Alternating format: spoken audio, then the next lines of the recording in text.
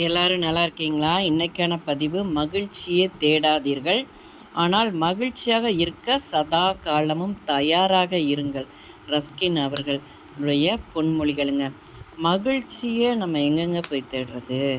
மகிழ்ச்சின்னு எங்கேயாவது ஒரு இடத்துல இருக்குதா? அதை போய் தேடி கண்டுபிடிச்சி நம்ம எடுத்துகிட்டு வர்றதுக்கு நம்ம வாழ்கின்ற வாழ்க்கையில் மகிழ்ச்சி நிறையா இருக்குது. அதை நாம் தான் உருவாக்கி கொள்ளணும். அது நம்ம உருவாக்குறது தான் சந்தோஷத்தை. நம்ம எப்பயுமே சோகமாக கடுகடுன்னு அப்படியே அடுத்தவங்கள பார்த்தா வெறுப்பாகவே இருந்தால் நம்ம முகம் எப்படி இருக்கும் சொல்லுமா? சுருங்கிடும். நம்ம நரம்பு கிரம்பு எல்லாமே சுருங்கி போயிடும். நம்ம எப்பயும் மகிழ்ச்சியாக இருக்கணுங்க.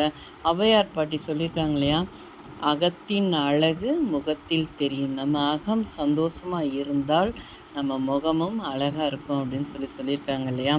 நாம் தாங்க எப்பயும் வாழ்க்கையில் கஷ்டங்கள், தோல்விகள், எவ்வளவோ பிரச்சனைகள், அதெல்லாம் இல்லைன்னா வாழ்க்கையே கிடையாது. பிரச்சனைகள்லாம் வந்தால் தான் நம்ம இப்படிலாம் வாழணும்னு நமக்கு மனசில் ஒரு இது வரும், வேகம் வரும். எல்லாமே இருக்க தான் செய்யும். ஆனால் அதையும் தாண்டி மகிழ்ச்சியாக இருக்க நாம் தான் உருவாக்கி கொள்ளணும். நம்ம மனசை எப்பயும் மகிழ்ச்சியாக இருக்க வச்சுக்கிடணுங்க. அப்படி இருந்தாலே உடம்புல பாதி நோய் இல்லாமல் போயிடும். இந்த ஒரு தெரப்பி கூட பண்ணுறாங்க இல்லையா, சத்தமாக ரவுண்டாக நின்று சத்தமாக சிரித்தால் ப்ளட் சர்க்குலேஷன்லாம் நல்லா இருக்குது அப்படின்னு சொல்லி ரத்த ஓட்டம்லாம் நல்லாயிருக்கும்.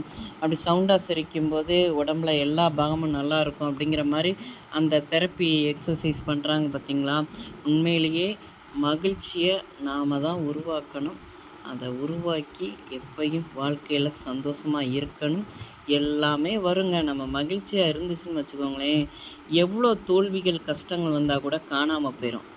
இவங்கிட்ட போனால் இவன் அதை பற்றி கவலையே பட மாட்டான், அதனால் நம்ம இவங்கிட்டே போகக்கூடாதுன்னு அதுவே ஓடி போயிடும் பார்த்துக்கோங்க. அதனால் எப்பயும் மகிழ்ச்சியாக இருங்க, சந்தோஷமாக இருங்க. நம்ம சுற்றி உள்ளவர்களையும் சந்தோஷமாக வைத்து கொள்ளுங்கள். இந்த பதிவு உங்களுக்கு பிடிச்சிருந்தால் பார்வதி வீட்டு சமையலுக்கு ஆதரவு கொடுங்க. ஓம் சாய்ராம்.